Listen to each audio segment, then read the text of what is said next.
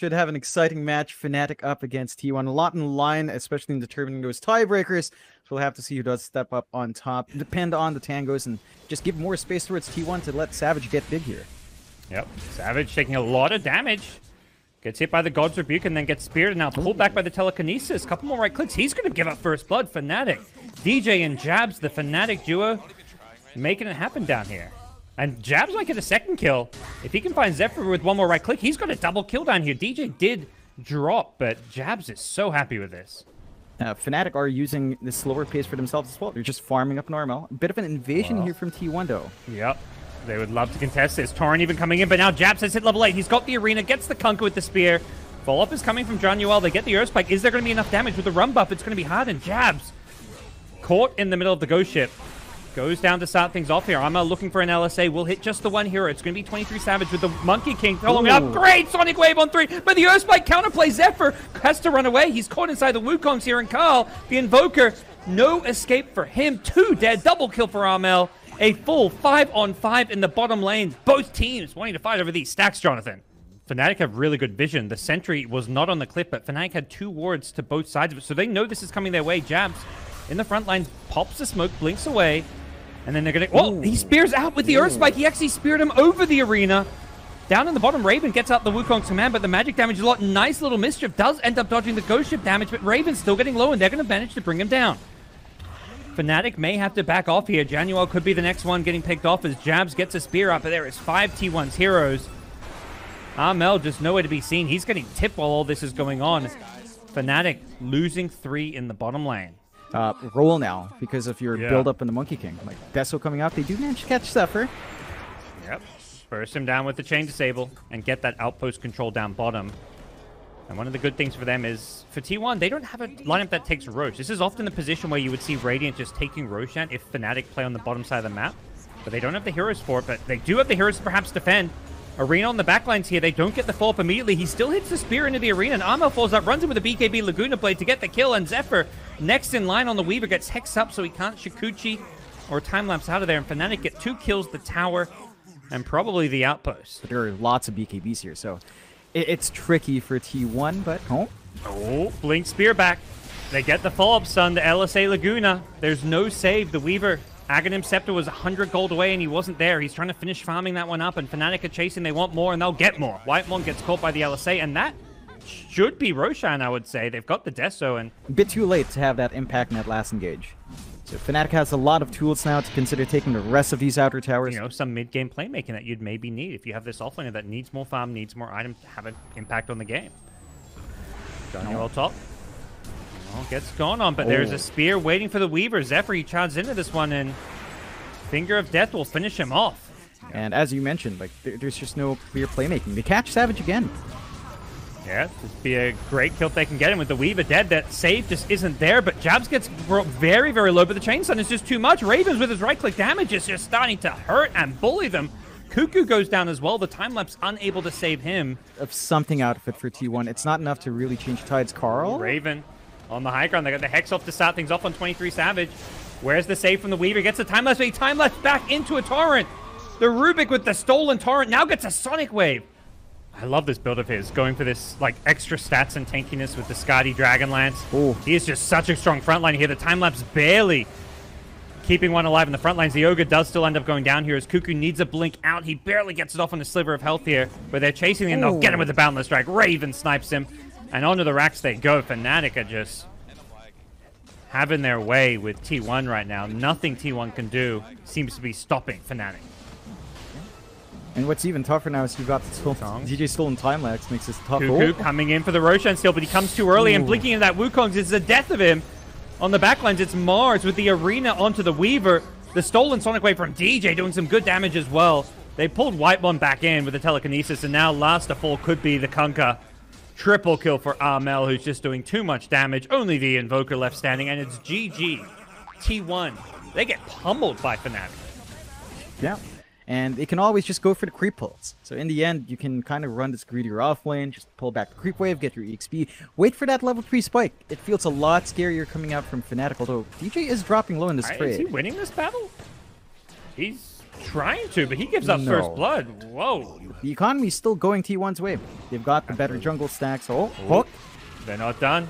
They've now caught Carl and the Lina. The fear comes out from the Terrorize. The Sonic Wave follow-up. Carl still alive. He's going to turn and try to throw out some damage. Oh. And with the TP in from 23 Savage, they've got a Chronosphere if they need it. And Armel is going to be next to full. FNATIC get a bit overzealous looking for the Lina kill. And they're going to have Januel get glimpsed back in and Lagooned by Carl. 3 dead on the FNATIC side. T1 can get a T1 mid tower to follow it up.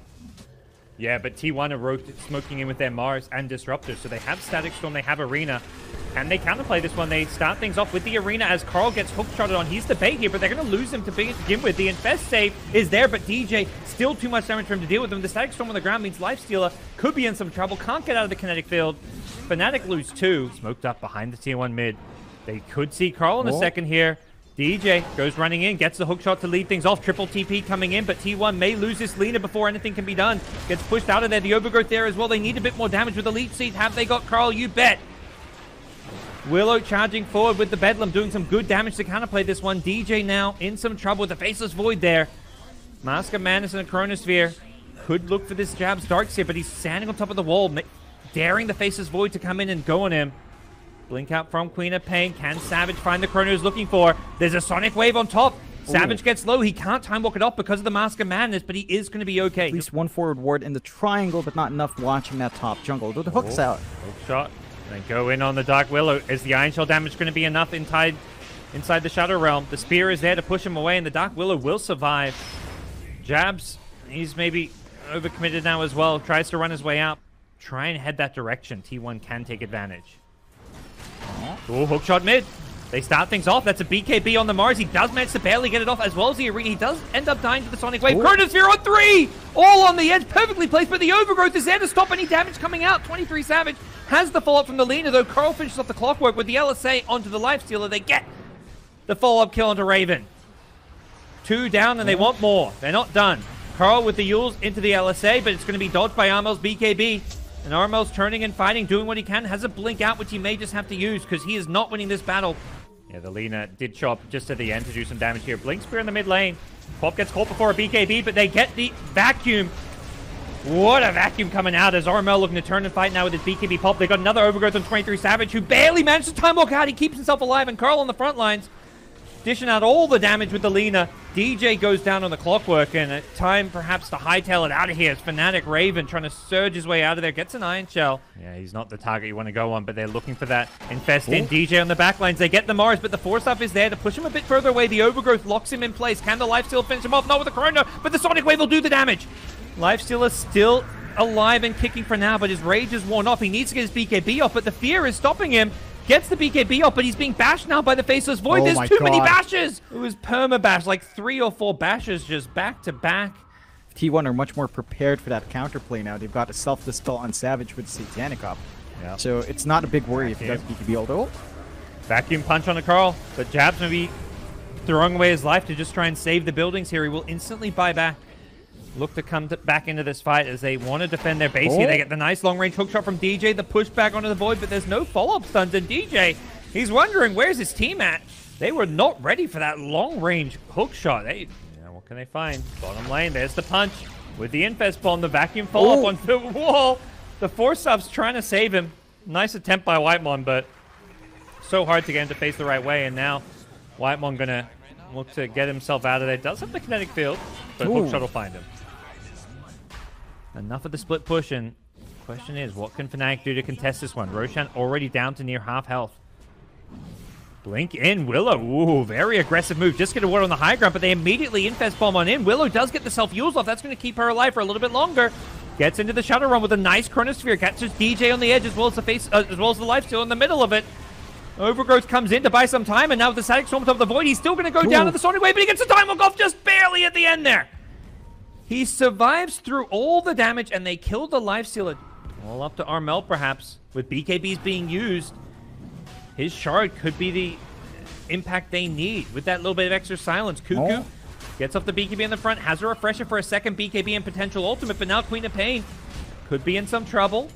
Playing in the middle of this fight, Januel blinks in onto the Treant Protector. They're trying to force his Roshan. Faceless Void Time walks in, Time walks back after getting the kill on Jabs. He goes back in once more. He wants Januel. This Void, he is just so elusive, so pesky. He's killed off 3, forcing out a buyback. The Queen of Pain gets glimpsed back and bursted down by the Laguna. A lot of buybacks as well, and that second row should open up the high ground here for the side of T1. And T1, oh, gonna go up. Oh, Chronosphere. They jump in, they catch 2. That's the Queen of Pain with Jabs. And Jabs finally going to pop himself out there. He wants to face his Void. The Illusion's doing some really good damage here. He's locked in place. He's done. He gets hexed up. They bring down the Void. Quap with the buyback. He's looking to turn it around. Great clockwork initiation in the middle, but they're losing lives here. T1 are buying back, making sure they win this fight with Curls. Damage is Lena.